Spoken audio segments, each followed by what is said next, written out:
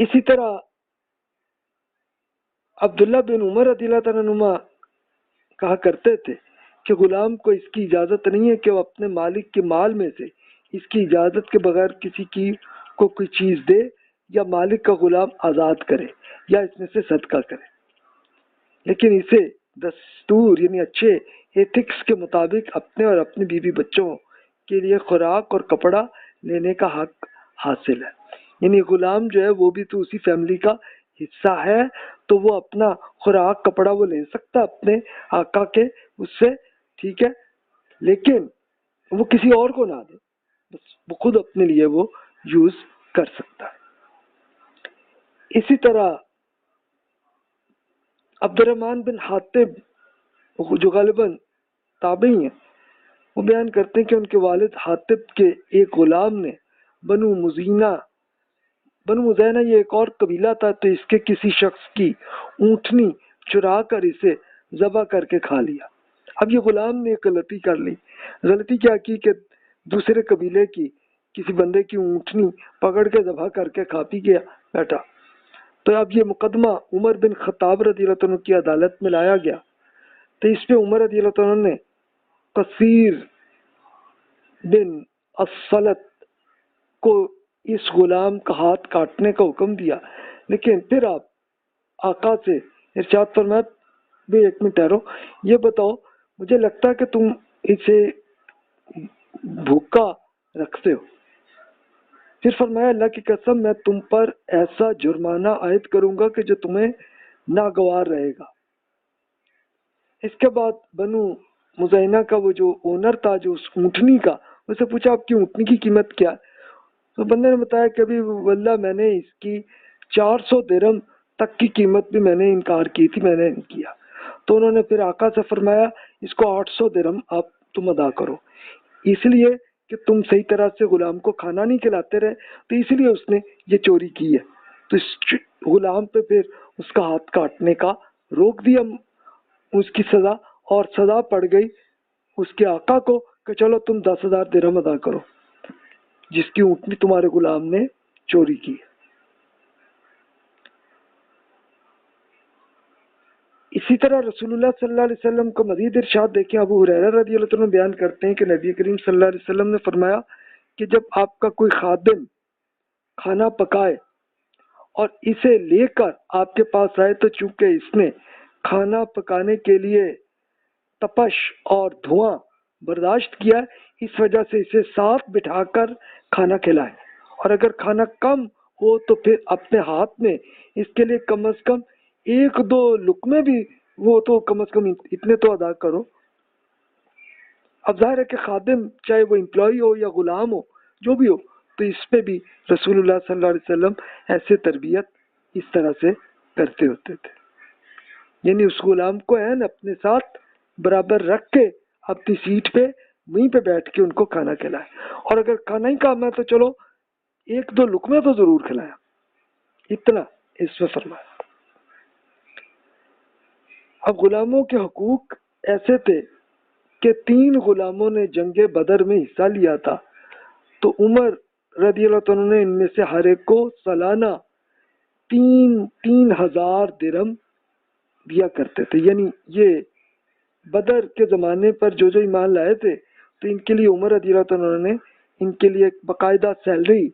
طے کی ہوئی تھی، تو ہر غلام کو 3,000 درہم، یہ اینول سیلری، اور یہ اینول کا مطلب ہے کہ آپ مہینے کے حساب سے خود ہی کیلکولیٹ کر لیں 12 سے، لیکن وہ بھی اتنی ہوتی تھی کہ ان کے لیے بہت اچھی لائف سٹائل اچھا گزر سکتا۔ اب درہم کتنے تھے؟ یہ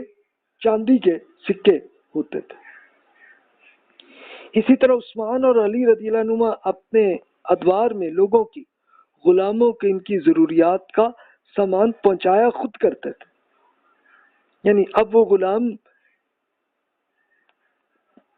پر نہیں بلکہ خود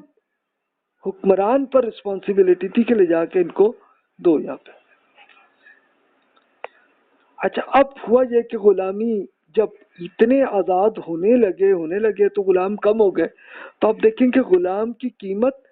اتنی بڑھ گئی کہ 40,000 درہم اتنی بڑھ گئی تھی، اس لیے کہ غلاموں کی تعداد اتنی کم ہو گئی تھی کہ لوگوں کو اب وہ پہ بندے نہیں ملتے تھے کہ جو ان کی مزدوری کر سکے۔ اب دیکھیے کہ زبیر رضی اللہ عنہ کے 1000 غلام تھے جو انہیں خراج ادا کیا کرتے تھے۔ خراج کیا تھا کہ ظاہر ہے کہ ایگریکلچر کا کام وہ کرتے تھے تو وہاں سے اتنی اماؤنٹ وہ آتی تھی، اس خراج میں سے کوئی رقم ان کے گھر میں داخل نہ ہوتی تھی، یعنی وہ سب کے سب رقم انہی غلاموں کو اور دیگر غرباء پہ خرچ کرتے تھے۔ اسی طرح عبد الرحمن بن عوف رضی اللہ عنہ کے سابقہ غلام، یعنی ان سے پہلے کے غلام تھے، اب تو آزاد تھے، درہم ان کا نام تھا، وہ کہتے ہیں میرے آقا نے مجھ پر روزانہ 1 درہم کا خراج مقرر کیا تھا کہ بھی 1 درہم ڈیلی تم کما کر لاؤ رقم۔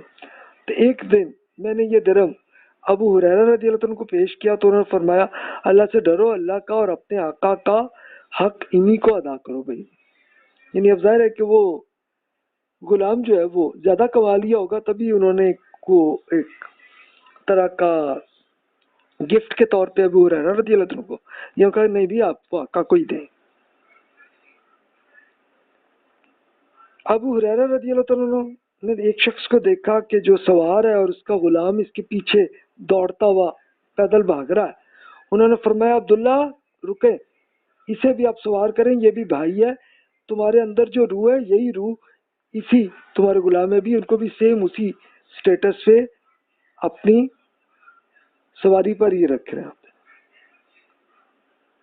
اچھا، تشدد ہوتا تھا پہلے غلاموں کو، یعنی اس کو بے شک وہ قتل کریں غلام کو یا اس کو ماریں یا اس کو جو مرضی تشدد کرنا کریں، یا آزاد ہوتا اجازت ہوتی تھی سب کو، لیکن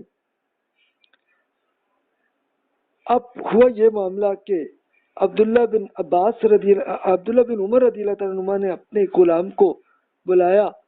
تو دیکھا تو ان کے پیٹھ پر چوٹ کا نشان تھا۔ انہوں نے پوچھا اس سے بھی کیا میں نے آپ کو کچھ تکلیف دی ہے؟ وہ کہا نہیں جناب۔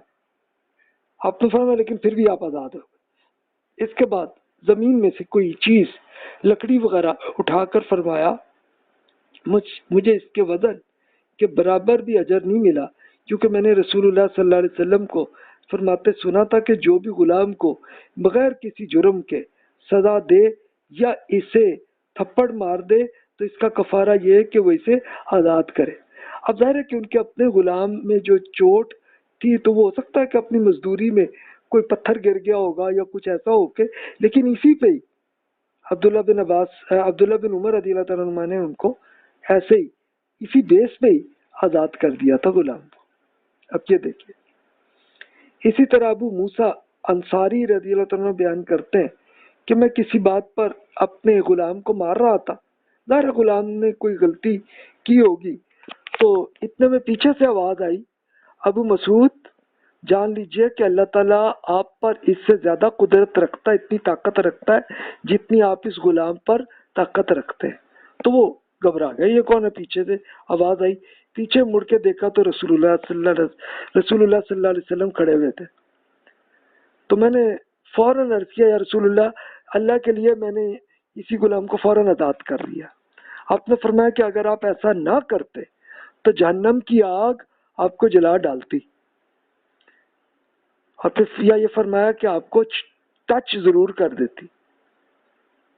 تو اب ذرا دیکھیے کہ اب ظاہر ہے کہ وہ غلام سے کوئی غلطی ہوئی تھی تو اسی پہ وہ مارے تھے، لیکن رسول اللہ صلی اللہ علیہ وسلم گزر رہے تھے اور انہوں نے دیکھ لیا تو فوراً روک دیا ان کو۔ تو دیکھیے کہ اس کا پھر رزلٹ بھی ایسا بنتا رہا۔ ایک اور حدیث میں کہ جس میں آپ نے فرمایا کہ جس نے اپنے غلام پہ ظلم کرتے ہوئے اسے مارا تو اس سے قیامت کے دن بدلہ لیا جائے گا۔ سیدنا عبداللہ بن عمر بن عاص رضی اللہ عنہما بیان کرتے ہیں کہ وہ ابو روح زمبا نے اپنے غلام ایک لونڈی کے ساتھ مشغول پایا تو انہوں نے اس کی ناک کاٹ دی، اس کی جو ہے، اب ظاہر ہے کہ وہ غلام جو ہے کسی لونڈی کا پکڑ کے تو اپنا کوئی سیکس شروع ہوئی تھی تو اسی پہ ناک کاٹی، تو اسے رسول اللہ صلی اللہ علیہ وسلم کے پاس یہ کیس آیا، آپ نے فرمایا اس نے کیا کیا؟ وہ پورا بتایا کہ جناب یہ زمبا کا جو غلام ہے نا اس نے یہ حرکت کی. آپ نے زمبا کو بلایا، فرمایا آپ نے ایسا کرنے کے لیے کس نے کہا تھا؟ اس کے بعد آپ نے غلام سے فرمایا کہ آپ تو جائیں، آپ آزاد ہو گئے. اس سے ساتھ ہی پوچھا کہ یا رسول اللہ میری ولا کا رشتہ کس سے قائم ہوگا؟ تو فرمایا کہ اللہ اور اس کے رسول سے. اس کے بعد رسول اللہ صلی اللہ علیہ وسلم نے اس کے بارے میں مسلمانوں کو وصیت فرمائی. اچھا، اب یہ ولا کیا تھی؟ یہ دلچسپ کیس تھا کہ غلام جو آزاد ہوتا تھا تو اس کو ولا یعنی ولی اس کا بنا دیتے تھے اپنے آزاد کرنے والے آقا کے ساتھ. یعنی کیا مطلب کہ وہ فیملی کا حصہ بن جاتے تھے آزاد ہوتے ہی. ان سے پہلے بھی وہ تھے، لیکن آزاد ہونے کے بعد پھر ان کو سٹیٹس اچھا کرنے کے لیے رسول اللہ صلی اللہ علیہ وسلم نے یہ رکھا کہ بھی ٹھیک ہے، اب کیا ہوگا کہ جناب اب اس یہ غلام آزاد ہو گئے لیکن آپ کی فیملی کا حصہ وہ ہوں گے، اور ان کو پھر کیا ہوگا کہ اب پرانا آقا وہ فوت ہو تو وراثت اس آزاد غلام کو بھی ملے گی. اسی طرح آزاد غلام جب فوت ہوگا تو اس کی جو ہے وصیت کے لحاظ سے وہ بھی مل جائے گا اپنے آقا کو.